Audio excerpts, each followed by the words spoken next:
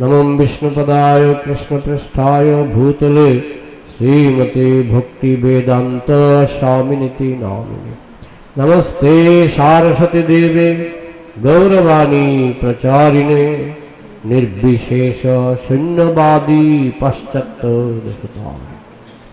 তাহলে আজকে আমরা শ্রবণ করব সাক্ষী গোপালের কাহিনী। সাক্ষী গোপাল মন্দিরে কে কে গিয়েছেন, কার কার সাক্ষী গোপাল দর্শন হয়েছে একটু হাত তুলবেন। 1 2 3 পুরীতেই তো সাক্ষী গোপাল তো পুরী যাওয়ার পথে। সাক্ষী গোপাল যাই হোক, আপনারা যারা যাননি তারা দয়া করে যাবেন।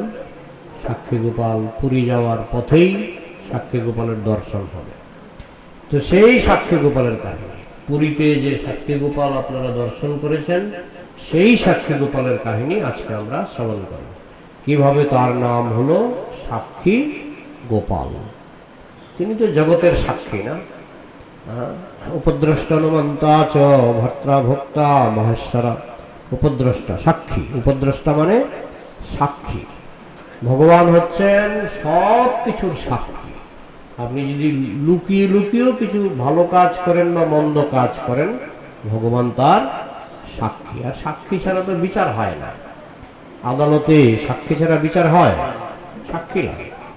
তো সবার উপরের সাক্ষী হচ্ছেন ভগবান। যাই হোক, তো দুজন ব্রাহ্মণ, ছোট ব্রাহ্মণ আর বড় ব্রাহ্মণ মানে বয়স্ক। তো বয়স্ক ব্রাহ্মণ বৃন্দাবনে যাবেন, তার বৃন্দাবনে যাওয়ার খুব ইচ্ছা। কথা বলবেন না, কথা বলবেন না। কথা বললে আমি পাঠ বন্ধ রাখি, এটা আমার একটা আইন আছে, ঠিক আছে? কেউ কথা বললে আমি পাঠ বন্ধ রাখবো।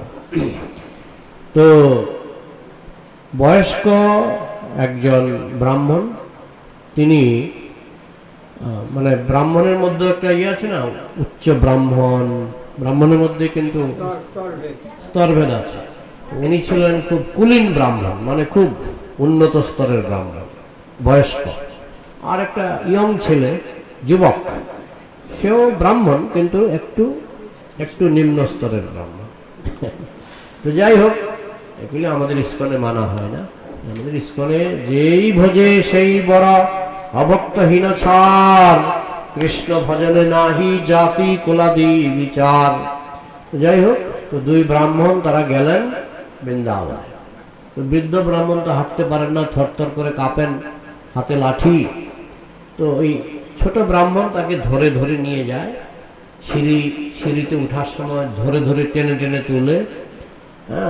তারপরে দিনের শেষে বা মাঝে মধ্যেই তার চরণ সম্বাহন করে, মানে পা টিপে দেয়, শরীর টিপে দেয় ছোট ব্রাহ্মণ।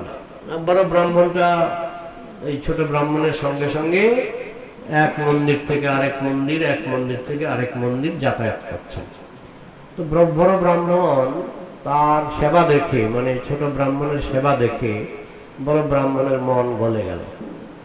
ভাবতে লাগলো যে আমি এই যুবকের ঋণ কি করে শোধ করি। এই যুবকটা এত অমায়িক, এত অমায়িক যে আমি যে এখানে বৃদ্ধ বয়সে আমি যে এখানে তীর্থ পর্যটন করছি, এ না থাকলে আমার পক্ষে সম্ভব হতো না। একে আমি কিভাবে প্রতিদান দিই। তখন হঠাৎ করে তার মনে হলো যে আমার কন্যার বিয়ের বয়স হয়েছে, তো একে তো আমি ইচ্ছা করলে আমার কন্যা দান করতে পারি। কারণ ছেলেটা তো ভালো, ছেলেটা ভালো, তার সঙ্গে আমি অনেক দিন ধরে বৃন্দাবন পর্যটন করছি, তার আচার ব্যবহার একেবারে মনোমুগ্ধকর। কে এরকম করবে একটা বৃদ্ধ মানুষকে? আমার ছেলেও তো আমাকে নিয়ে আসবে না, ওনার একটা ছেলে ছিল, আমার ছেলেও তো আমাকে এইভাবে বৃন্দাবনে নিয়ে এসে এইভাবে হাতে ধরে ধরে আমাকে সেবা করবে বা আমার পা টিপে দেবে। এ তো দেখছি অমায়িক ছেলে, তাহলে একে তো আমার কন্যাদান করতে পারি। তখন একদিন ওই ছোট ব্রাহ্মণ বড় ব্রাহ্মণের পাদ সম্বাহন করছেন, সেই সময় বড় ব্রাহ্মণ বলছেন, বাবা তোমাকে একটা কথা বলবো, তুমি রাখবে তো? বলুন। কি কথা, তো তুমি আমার যা সেবা করেছো, আমার ইচ্ছা তোমাকে কিছু একটা উপহার দিই। না না, আমাকে আপনি বয়স্ক মানুষ, বৈষ্ণব সেবা ছাড়িয়া বৈষ্ণব সেবা নিস্তার পাইয়াছে কেবা। বৈষ্ণব সেবা না করে সংসারে কেউ নিস্তার পায় না। তো আমি বৈষ্ণব সেবার সুযোগ পেয়েছি, আমি নিঃস্বার্থভাবে আমি বৈষ্ণব সেবা করছি, আপনি মহান বৈষ্ণব, সুতরাং তার বিনিময়ে আমি কিছু নিতে চাই না। আমি তো ব্যবসায়ী নই, আমি বৈষ্ণব সেবা করছি। এই কথা শুনে এই বড় ব্রাহ্মণের মনটা আরো গলে গেল। বলে না না, তোমাকে আমি একটা কিছু দেব। বলুন কি দেবেন?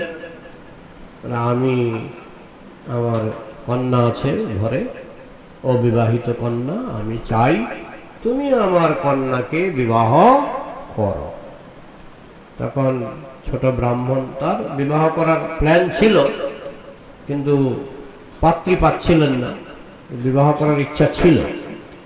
এই কথা শুনে ছোট ব্রাহ্মণ বললেন, প্রস্তাব তো খুব ভালো প্রস্তাব দিয়েছেন, কিন্তু আমি জানি আপনি হচ্ছেন কুলীন ব্রাহ্মণ, জাতে কুলে আপনি অনেক উপরে, আর আমি তো বংশগত বিচারে আমি একটু নিচে আছি।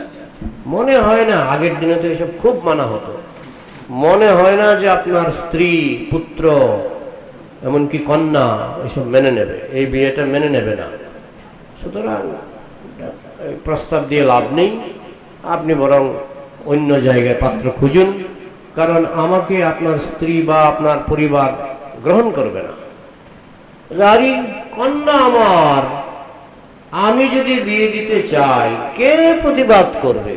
আর তোমার মতো ভালো ছেলে, নম্র ভদ্র ছেলে, আমি যদি বিয়ে দিতে চাই মনে হয় না কেউ আমার বিরুদ্ধে যাবে, আজ অব্দি কেউ আমার বিরুদ্ধে যায় না। তো বলছে না, এটা আমার মনে হয় না আপনি কথা রাখতে পারবেন। আমি কথা রাখতে পারবো, তুমি কি গ্যারান্টি চাও?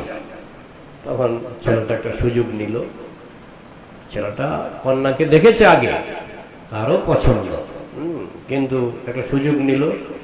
ঠিক আছে, আপনি এই যে এখানে আছে গোপাল, এখানে কৃষ্ণমূর্তি গোপাল, ওনাকে সাক্ষী রাখুন, ওনাকে সাক্ষী রাখুন। আপনি যদি মনে করেন ঠিকই আপনার কন্যা দান করবেন, তাহলে ওনাকে সাক্ষী রাখুন, জগতের সাক্ষী, ওনাকে সাক্ষী আপনি রাখুন। ঠিক আছে, হে গোপাল, তুমি সাক্ষী থেকো, আমি কথা দিলাম আমার কন্যাকে আমি এই ছোট ব্রাহ্মণের হাতে সমর্পণ করব। কথা দেওয়া হয়ে গেল, গোপাল সাক্ষী। তারপরে বৃন্দাবন দর্শন করে ছোট ব্রাহ্মণ আর বড় ব্রাহ্মণ দুইজনেই বাড়ি ফিরে গেলেন। তো বাড়ি ফিরে গিয়ে বড় ব্রাহ্মণ তার স্ত্রীকে বলছেন, একটা ভালো পাত্র পেয়েছি। কি পাত্র? না, আমার কন্যার জন্য খুব উত্তম পাত্র, তোমারও পছন্দ হবে। বলে নাম বলো, কোন পাত্র? বলে আমাকে যে বৃন্দাবনে নিয়ে গেছিল ওই ছেলেটা, খুব ভালো ছেলে। বলে এটা খুব ভালো ছেলে? হ্যাঁ, তুমি যদি ওই ছেলের সঙ্গে আমার কন্যার বিবাহ দাও আমি আত্মহত্যা করব। এই তো প্রথমেই ধাক্কা খেয়ে গেল। পাশের ঘরে ছিল ছোট ছেলে, ওনার ছেলে, ব্রাহ্মণের ছেলে। কি বলছো বাবা? ওই ফালতু একটা ছেলের সঙ্গে তুমি আমার বোনের বিয়ে দেবে? আমি তোমাদের সঙ্গে থাকবোই না, চলে যাব। এইভাবে একটা ঝগড়া কিন্তু শুরু হলো। স্ত্রী বলছে আমি আত্মহত্যা করব, ছেলে বলছে আমি তোমাদের সঙ্গে থাকবো না। এই নিয়ে একটা ঝগড়া হয়ে গেল। বলে শুধু তোমার কন্যা হলে হবে? আমারও তো বোন। আর মা বলছে আমারও তো কন্যা, আমার কি কোনো বলার অধিকার নাই? ওই ছেলেটাকে তো আমরা দেখেছি, বৃন্দাবন যাওয়ার আগে তো এখানে আসতো, দেখতাম, কিন্তু ওকে আমার পছন্দ হয় না। তখন বৃদ্ধ ব্রাহ্মণ মনে মনে ভাবতে লাগলেন, বৃন্দাবনে গোপালকে সাক্ষী করে এসেছি, গোপাল সাক্ষী, জগতের সাক্ষী, তো কি করি? তখন খুলেই বললেন, দেখো আমি যখন বৃন্দাবনে গিয়েছিলাম না, আমি গোপালকে সাক্ষী রেখেছিলাম, গোপালকে, ভগবানকে সাক্ষী রেখে আমি প্রতিজ্ঞা করেছি যে আমি কন্যা দেব। এই সাক্ষী তো মিথ্যা হয়ে যাবে। তখন ছোট ছেলেটা একটু নাস্তিকের মতো ছিল। ছোট ছেলেটা বলছে, মানে ওই ব্রাহ্মণের ছেলে বলছে, গোপাল সাক্ষী রেখেছো, পাথরের গোপাল না, পাথরের গোপাল, পাথরের গোপাল সাক্ষী ও আদালতে প্রমাণ হবে না। হ্যাঁ, কারণ পাথরের গোপাল তো এসে সাক্ষী দিতে পারবে না। তা মনে মনে ভাবছে, দিলেও দিতে পারে, কারণ ভগবানের পক্ষে তো অসম্ভব কিছুই না। হ্যাঁ, তো ছেলে যেহেতু একটু নাস্তিক প্রকৃতির, ঠিক আছে আমি কিন্তু গোপালকে সাক্ষী রেখেছি, কিন্তু পারিবারিক অশান্তি যাতে না হয় সেই জন্য তোমাদের বিরুদ্ধে আমি যাব না, এবার তোমরা ম্যানেজ করো। ওই ছেলে তো খোঁজ খবর নিতে আসবে, তোমরা ম্যানেজ করো, ওই ছেলেকে তোমরা বুঝাও, হ্যাঁ, যে বাবা হয়তো কথা দিয়েছে কিন্তু আমরা রাজি না, এইভাবে তোমরা এটা ম্যানেজ করো। এইদিকে অনেক দিন হয়ে গেল, বড় ব্রাহ্মণ তো চুপচাপ আছে, ছোট ব্রাহ্মণ কিন্তু আন্দাজ করেছে যে বাড়িতে গন্ডগোল হয়েছে, মানে ওরা সবাই রাজি নয়। তবু ছোট ব্রাহ্মণ মনে মনে ভাবলেন যে গোপালকে সাক্ষী রেখে একটা কথা বাগদান করা হয়েছে, গোপালকে সাক্ষী রেখে একবার জিজ্ঞেস করে তো আসি। তো একদিন ঘুরতে ঘুরতে ছোট ব্রাহ্মণ চলে এলেন বড় ব্রাহ্মণের বাড়িতে। এসে ব্রাহ্মণের কাছে গিয়ে বসলেন, প্রণাম করলেন, যে আপনি তো কথা দিয়েছিলেন আপনার কন্যাকে আমার সঙ্গে বিবাহ দেবেন, তো অনেক দিন হয়ে গেল আপনি কিছু বলছেন না, কারণ আমি তো বিবাহ করার প্ল্যান আমার আছে, পরিকল্পনা আছে, তো আপনি অনেক দিন হয়ে গেল চুপচাপ আছেন, কিছু বলছেন না, তো কিছু বলুন। তখন পাশের ঘরে ছিল তার ব্রাহ্মণের ছেলে, আর ব্রাহ্মণ আমতা আমতা করছে, বড় ব্রাহ্মণ আমতা আমতা করছে, আমি তোমাকে কথা দিয়েছিলাম, সব মনেও নাই কবে কথা দিয়েছিলাম। ব্রাহ্মণও ঘুরে যাচ্ছে, বুঝেছেন, কবে কথা দিয়েছিলাম আমার ঠিক মনে পড়ছে না। আপনি ভুলে গেলেন? হ্যাঁ, গোপাল সাক্ষী রেখে কথা দিয়েছেন, আপনি ভুলে গেলেন? তো পাশের ঘরে ছিল ব্রাহ্মণের ছেলে, একটা বাঁশ হাতে নিয়ে এসে, তুই কে রে? হ্যাঁ, আমার বোনকে বিয়ে করার খুব শখ না, তাড়াতাড়ি বেরো, না হলে হাতে দেখছিস বাঁশটা, হাতে বাঁশটা দেখতে পাচ্ছিস, পিটিয়ে সমান করে দেব, বেরিয়ে যা। তো সে মনের দুঃখে বেরিয়ে গেল। বেরিয়ে গিয়ে সে ভাবছে, ঠিক আছে বিয়ে তো আমি করবই, তবে গোপাল সাক্ষী রেখে এরকম একটা অন্যায় হয়ে যাচ্ছে, গোপাল সাক্ষী, এটা তো ঠিক হচ্ছে না, ভগবানকে সাক্ষী না রাখলেই হতো। গেল সে পঞ্চায়েতের কাছে, পঞ্চায়েতের কাছে গিয়ে বলল যে দেখুন, বৃন্দাবনে আমি এই অমুক ব্রাহ্মণের সঙ্গে বেড়াতে গিয়েছিলাম, আমি ওনাকে সেবা যত্ন কিছু করেছিলাম, সেবা যত্নে সন্তুষ্ট হয়ে উনি কিন্তু গোপাল সাক্ষী রেখে বলেছিলেন যে ওনার কন্যাকে সম্প্রদান করবেন আমার কাছে।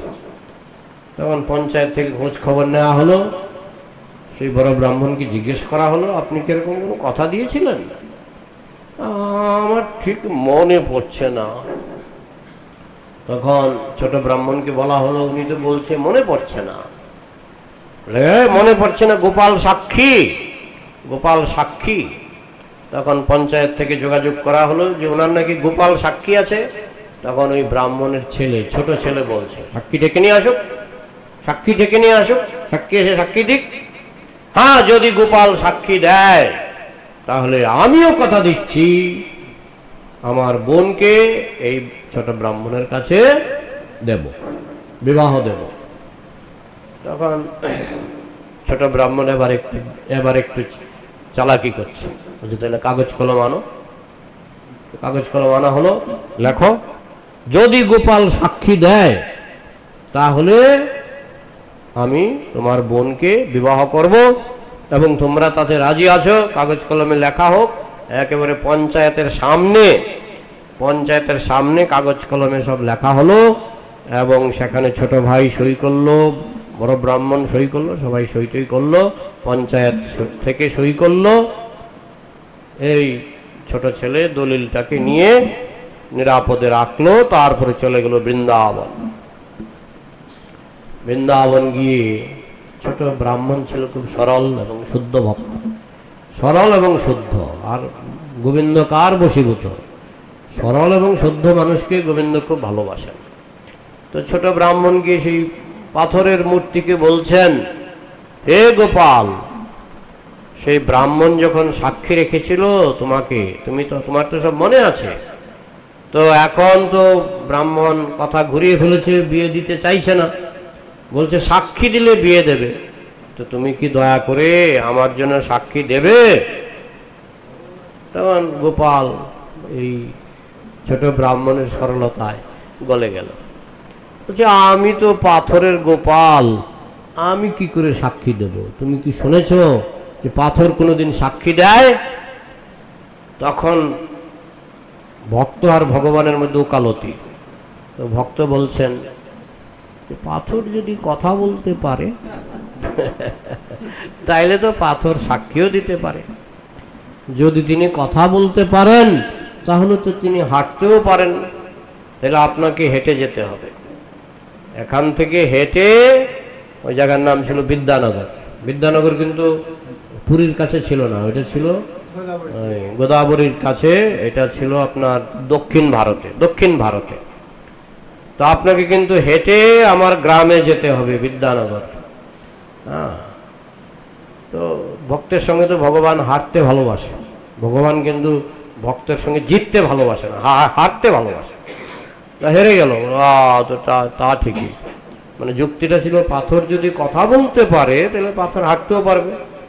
হ্যাঁ, তখন বলছে ঠিক আছে, আমি তো অনেক দিন ধরে ঠিক মতো খাবারই পাচ্ছি না, তুমি আমাকে কিছু খাবার দাও আগে। তখন সেই ছোট ব্রাহ্মণ ভিক্ষা করে, খুব করে রান্না করে, খুব করে গোপালকে খাওয়ালেন। গোপাল বললেন ঠিক আছে, আমি যাব বিদ্যানগরে, হেঁটেই যাব, কিন্তু আমার একটা শর্ত আছে, আমি যখন হাঁটবো আমার নূপুরের আওয়াজ তুমি শুনতে পাবে, কিন্তু তুমি যদি ফিরে তাকালে আমি আর হাঁটবো না, আমি দাঁড়িয়ে পড়বো, আবার পাথর হয়ে যাব।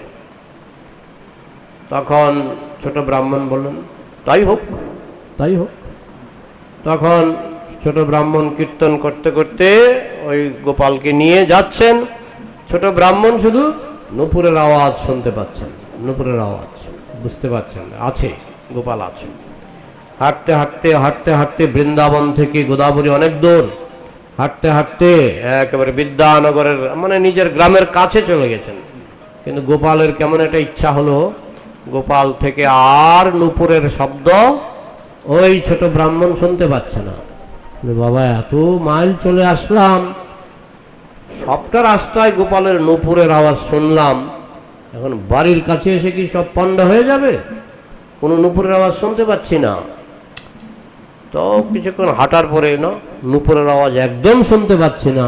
তো ঠিক আছে, আমি তো আমার গ্রামে পৌঁছে গেছি, তো এখানে একটু তাকাই। যেই ফিরে তাকালেন, গোপাল মুচকি হেসে দাঁড়িয়ে পড়লেন, বুঝেছেন, আবার পাথর হয়ে গেলেন। তখন আর কি করবেন, নিরুপায়, আর তো যাবেন না, কিন্তু আমার গ্রামে পৌঁছে গেছেন। তিনি দৌড়ে গেলেন যে গোপাল কিন্তু এসেছেন সাক্ষী দেওয়ার জন্য। পঞ্চায়েতকে খবর দিলেন, বড় ব্রাহ্মণকে খবর দিলেন, বড় ব্রাহ্মণের স্ত্রী পুত্র সবাই আসলেন। বড় ব্রাহ্মণের পুত্র মনে মনে ভাবছেন এই মামলায় তুমি হারবে, কারণ পাথর তো আর কথা বলবে না, এই মামলায় তুমি হারবে, মনে মনে ভাবছেন। তো যাই হোক, ছোট ব্রাহ্মণের, বড় ব্রাহ্মণের ছেলে, বড় ব্রাহ্মণের স্ত্রী সবাই এলেন, পঞ্চায়েত থেকে সবাই এলেন। আর ওই ছেলেটা তার যে লিখিত আগে দলিল ছিল, দলিল নিয়ে আসলেন, এই যে আপনারা কথা দিয়েছেন, সেই অনুসারে আমি সাক্ষী নিয়ে এসেছি। তখন পঞ্চায়েত প্রধান সেই পাথরের মূর্তিকে জিজ্ঞেস করলেন, আচ্ছা এই বড় ব্রাহ্মণ কি এরকম কোনো কথা দিয়েছিলেন আপনার সামনে যে তিনি তার কন্যাকে এই ছোট ব্রাহ্মণের হাতে অর্পণ করবেন, বিবাহ দেবেন, এরকম কোনো বাগদান কি করেছিলেন? তখন সেই পাথরের মূর্তি কথা বললেন, বললেন হ্যাঁ, আমার সামনে উনি বলেছিলেন যে কন্যাকে সম্প্রদান করবেন, আমি সাক্ষী। এই কথা বলে সেই পাথর আবার পাথর হয়ে গেল, এবং পরবর্তীকালে পুরীর রাজা সেই সেই বিগ্রহকে, সেই জায়গাটার নাম কি, বিদ্যানগর, বিদ্যানগর থেকে নিয়ে আসলেন পুরীতে, এবং তিনি সেই পুরীতে বিগ্রহের স্থাপনা করলেন। আজ অবধি সেই বিগ্রহ পুরীতে আছেন। হ্যাঁ, এবং আপনারাও যদি যান, সেই একই বিগ্রহ, যে বিগ্রহ কথা বলে চুপ হয়ে গেছিল, সেই একই বিগ্রহ আজও সেখানে আছে। হ্যাঁ, তো আপনারা যাবেন, সেই সাক্ষী গোপাল জীবন্ত বিগ্রহ। হ্যাঁ, ভক্তের মতো ভক্ত হলে আজও সাক্ষী দেবে। হ্যাঁ, কিন্তু ভক্তের মতো ভক্ত হতে হবে। যাই হোক, তারপরে যখন পাথর যখন সাক্ষী দিয়ে দিল, পাথর কি করে সাক্ষী দিল? আরে ভগবান সর্বশক্তিমান, ভগবান 1 সেকেন্ডের মধ্যে জড়কে চিন্ময় করতে পারে, চিন্ময়কে জড় করতে পারে। ভগবান যদি চান 1 সেকেন্ডের মধ্যে তিনি পাথরকে চিন্ময় করতে পারেন, আবার চিন্ময়কে পাথর করতে পারেন। তিনি সর্বশক্তিমান। হ্যাঁ, আমরা একদিকে বলবো তিনি সর্বশক্তিমান, আরেকদিকে বলবো তিনি এটা পারেন না, ওইটা পারেন না, এটা পারেন না, ওইটা পারেন না। তাহলে তিনি কিসের সর্বশক্তিমান? তিনি যদি সর্বশক্তিমান হন, তিনি সব করতে পারেন। তো এই মন্দিরে যাবেন, আপনারা দেখবেন আমাদের জগন্নাথ, বলদেব, সুভদ্রা আছে। কেউ কেউ মনে করে কাঠের মূর্তি, কাঠের মূর্তি। কিন্তু মহাপ্রভু জগন্নাথ পুরীতে গিয়ে জগন্নাথ বিগ্রহ দর্শন করে অজ্ঞান হয়ে পড়ে গেছিলেন।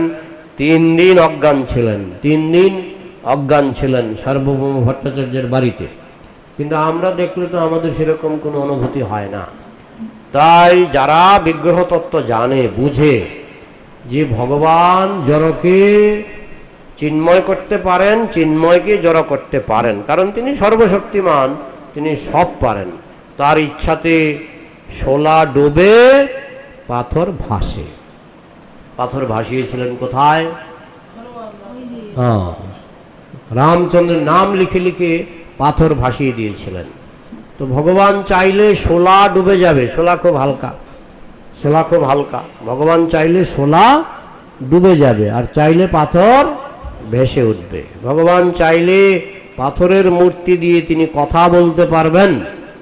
হ্যাঁ, এরকম জগন্নাথের লীলা অনেক আছে, যে কাঠের বিগ্রহ কিভাবে যুদ্ধ করেছিল সেসব কাহিনী আপনারা রথযাত্রার সময় শুনবেন। তো যাই হোক, সিদ্ধান্তটা হলো যে সনাতন ধর্মে যে বিগ্রহ পূজা, এই বিগ্রহ কোনো ওই আমরা কেউ যারা অজ্ঞ মূর্খ তারা ভাবেও কাঠের বিগ্রহ, পাথরের বিগ্রহ। কিন্তু একটা জিনিস তারা ভুলে যায় অনেকেই, যে ভগবান হচ্ছেন সর্বশক্তিমান। তিনি চাইলে কাঠকে দিয়ে কথা বলাতে পারেন, বুঝেছেন? আমাদের নবদ্বীপের পাশে একটা গ্রাম আছে, সেখানে একটা কাঠের বিগ্রহ ছিল। নবদ্বীপের পাশে একটা গ্রাম, সেখানে কাঠের বিগ্রহ ছিল। অনেক বছরের মহাপ্রভুর আমলের বিগ্রহ, 500 বছরের পুরনো বিগ্রহ। তো সেই বিগ্রহের হাত গেছে ভেঙে, কাঠের বিগ্রহ, নিম কাঠের বিগ্রহ, হাত গেছে ভেঙে। তখন পূজারী খুঁজে খুঁজে কাঠমিস্ত্রি জোগাড় করলেন। কাঠমিস্ত্রিকে বললেন, আমার তো বিগ্রহের হাত ভেঙে গেছে, তো আপনি দয়া করে হাতটাকে একটু কাঠ দিয়ে জোড়া লাগিয়ে দেবেন। তো কাঠমিস্ত্রি বলল, ঠিক আছে, আমি আগামী রবিবার যন্ত্রপাতি নিয়ে, হাতুড়ি বাটালি নিয়ে আমি আসব। সেই দিনই পূজারী স্বপ্ন দেখলেন, সেই গোপাল, কাঠের গোপাল, তাকে বলছে, এই তোমার যদি হাত ভাঙে তুমি কি কাঠমিস্ত্রি ডাকো? না, আমার হাত ভাঙলে তো আমি কবিরাজ ডাকি। তখনকার দিনে তো এলোপ্যাথিক ছিল না, কবিরাজ। কবিরাজ মানে লতা পাতার চিকিৎসা, আয়ুর্বেদ। তাহলে আমার বেলায় কেন কাঠমিস্ত্রি? তোমার বেলায় কবিরাজ, আমার বেলায় কেন কাঠমিস্ত্রি? তাও তো ঠিক, কালকেই তুমি ওই কাঠমিস্ত্রি ক্যান্সেল করো, কবিরাজ ডাকো। তখন স্বপ্নতে আদেশ পেলেন, গোপালের আদেশ। সেই বিগ্রহ এখনো আছে, এখন আজও আছে সেই বিগ্রহ। তো তিনি কাঠমিস্ত্রিকে বললেন, গোপালের আদেশ হয়েছে তোমাকে না যেতে, তুমি যাবে না। তাহলে গোপালের হাত কি করে ঠিক হবে? গোপাল জানে, গোপাল বলেছে কবিরাজ খবর দিতে। তো স্বপ্ন অনুসারে কবিরাজকে খবর দেওয়া হলো। কবিরাজ আসলেন, দেখলেন হাত ভাঙা। বলছেন, তাহলে এই লতাগুলি আমার লাগবে, এই লতা পাতা এগুলি আমার লাগবে। তো সব জোগাড় করা হলো, তিনি ঘষে ঘষে একটা পেস্ট তৈরি করলেন, মন্ড তৈরি করে কাপড় দিয়ে ভালো করে সেই ভাঙা হাতে ব্যান্ডেজ করলেন। ব্যান্ডেজ করে বললেন 1 মাস পরে খুলবেন, তারপর আমাকে খবর দেবেন। গোপালের আদেশ, কিছু করার নাই, গোপাল যেরকম আদেশ করেছেন আমি করে দিলাম। 1 মাস পরে ব্যান্ডেজ খুলবেন। তো 1 মাস পরে ব্যান্ডেজ খোলা হলো, ওষুধ সরানো হলো, দেখে হাত জোড়া লেগে গেছে। সত্য ঘটনা, এটা নবদ্বীপে ঘটেছে। আজও সেই বিগ্রহ আছে, অনেকে দর্শন করতে যায়। এরকম বিগ্রহের অসংখ্য ঘটনা আছে। তবে সনাতন ধর্মের মানুষ সেগুলোকে অবিশ্বাস করে না, বিশেষ করে যারা উন্নত ভক্ত, কারণ তারা জানে ভগবান সর্বশক্তিমান। আমি মুখে বলবো ভগবান সর্বশক্তিমান, কাজের বেলায় বলবো এটা পারে না, সেটা পারে না, এটা পারে না, সেটা পারে না, তাহলে তোমার ভগবান সর্বশক্তিমান নয়। সনাতন ধর্মের ভগবান সর্বশক্তিমান বলেই তিনি কাঠের মধ্য দিয়েও তিনি তার সর্বশক্তি প্রকাশ করতে সক্ষম। তিনি তার নামের মধ্য দিয়ে সর্বশক্তি প্রকাশ করতে সক্ষম। হরে কৃষ্ণ কৃষ্ণ কৃষ্ণ হরে হরে, হরে রাম রাম রাম হরে হরে। সুতরাং সিদ্ধান্ত হলো সনাতন ধর্মের ভগবান আসল সর্বশক্তিমান, আর যারা এগুলি বিশ্বাস করে না তাদের ভগবান নকল সর্বশক্তিমান। হরে কৃষ্ণ। তাহলে কারো যদি কিছু প্রশ্ন থাকে আলোচনা করা যায়,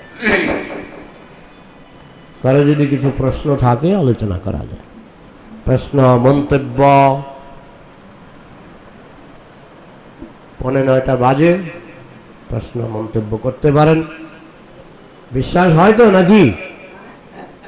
বিশ্বাস হয় তো? হ্যাঁ, এই বিশ্বাসটাই ভক্তি। বাধ্য কি ভয়ে, পিস্তলের ভয়ে না বন্দুকের ভয়ে? ভক্তিতে। হ্যাঁ, আর যুক্তিও আছে।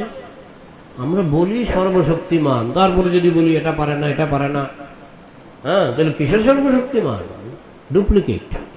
আসল সর্বশক্তিমান সব পারে। মুখে বলবো সর্বশক্তিমান, বিশ্বাসের বেলায় বলবো এটা পারে না। কিসের সর্বশক্তিমান? আসল সর্বশক্তিমান সব পারবে। সেই জন্য বিগ্রহের মাধ্যমে ভগবান অনেক লীলা করেছেন।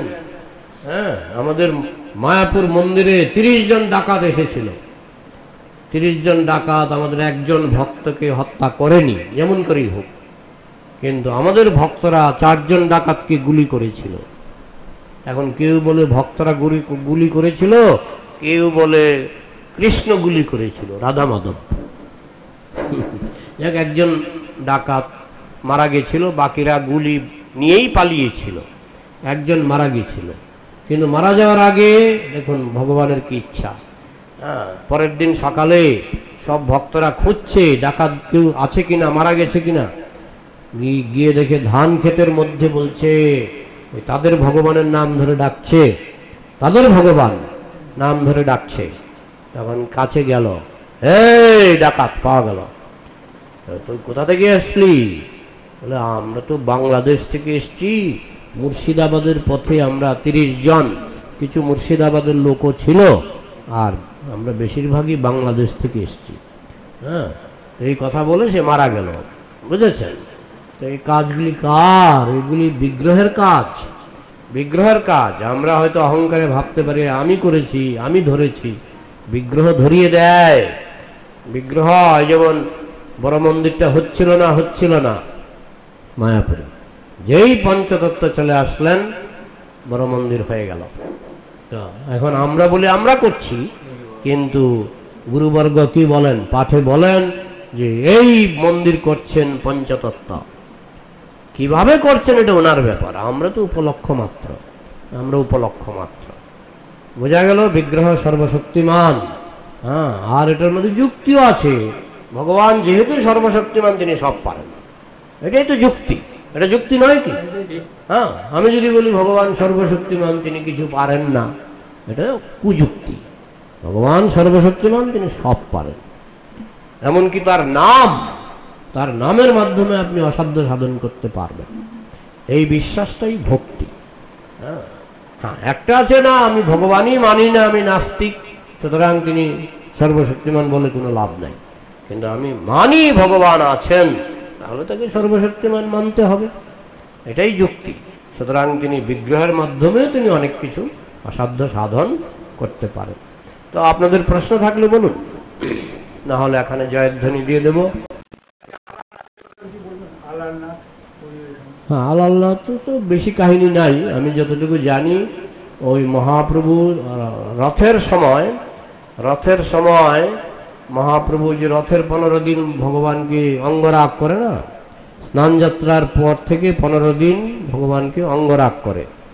সেই সময় মহাপ্রভু জগন্নাথ দর্শন করতে পারেন না, সেই জন্য তিনি মনের দুঃখে চলে গেছিলেন আলালনাথ মন্দিরে। আপনি গেছেন? আমি গেছি। আলালনাথ মন্দির এখনো আছে। হ্যাঁ, বিগ্রহ নারায়ণ বিগ্রহ। তো যাই হোক, মহাপ্রভু এখানে গিয়ে 15 দিন থাকতেন। যে 15 দিন জগন্নাথের রং করা হতো জগন্নাথের বিগ্রহ, স্নান যাত্রার পরের দিন থেকে 15 দিন রথযাত্রা পর্যন্ত ওই জগন্নাথকে অঙ্গরাগ করা হতো। মহাপ্রভু বিরহ সহ্য করতে না পেরে তিনি সেই আলালনাথে দৌড়ে যেতেন। পুরী থেকে মোটামুটি 1 ঘন্টার জার্নি, আর একটু বেশি হতে পারে। তো আমি গেছিলাম, সেখানে একটা পাথর আছে। মহাপ্রভু সেই নারায়ণের সামনে একটা পাথর আছে, বড় পাথর। সেই পাথরের উপর পরে মহাপ্রভু কান্না করতেন। তার প্রেমে পাথর গলে গেছে এবং মহাপ্রভুর হাতের ছাপ, পায়ের ছাপ সব ওই পাথরের মধ্যে আছে। গোটা শরীরের ছাপটা এখনো আছে। পাথরের মধ্যে মহাপ্রভুর শরীরটা দেবে গেছিল, মানে ঢুকে গেছিল। তার প্রেমের উত্তাপে পাথর গলে গেছিল। তো সেই পাথরও এখনো আছে। তো যদি কোনোদিন পুরীতে যান, একটা গাড়ি ভাড়া করে আলালনাথে যাবেন, সেই প্রেমে বিগলিত পাথর এখনো আছে। তো সেই বিগ্রহ এখনো আছে। সেখানে আমি গেছিলাম, সেখানে একজন দেখলাম পান্তা ভাতের প্রসাদ দিচ্ছে, পান্তা ভাতের প্রসাদ। আমাকে বলছেন একটু নিন। তো নিলাম। ওই পান্তা ভাতটাকে চটকে লেবু টেবু দিয়ে, কারি পাতা দিয়ে, বাহ, গরমের মধ্যে ভালোই লাগছিল, খুব ভালো লাগছিল। হ্যাঁ, তো ওরা এমনিতে মূল্য চায় না, কিন্তু ভক্তরা ওই একটু প্রসাদ পায়, একটু মূল্য দেয়। তাহলে আর কোনো প্রশ্ন? তাহলে রাখছি। জয় শ্রীল প্রভুপাদ কি। নাম করবে তারা, আমি গ্রাম এটা তো বন্ধ করছি। শ্রীল প্রভুপাদ কি, সাক্ষী গোপাল কি, জয় শ্রী বিগ্রহ সেবা কি, এটাই গৌর প্রেমানন্দী। হরি হরি।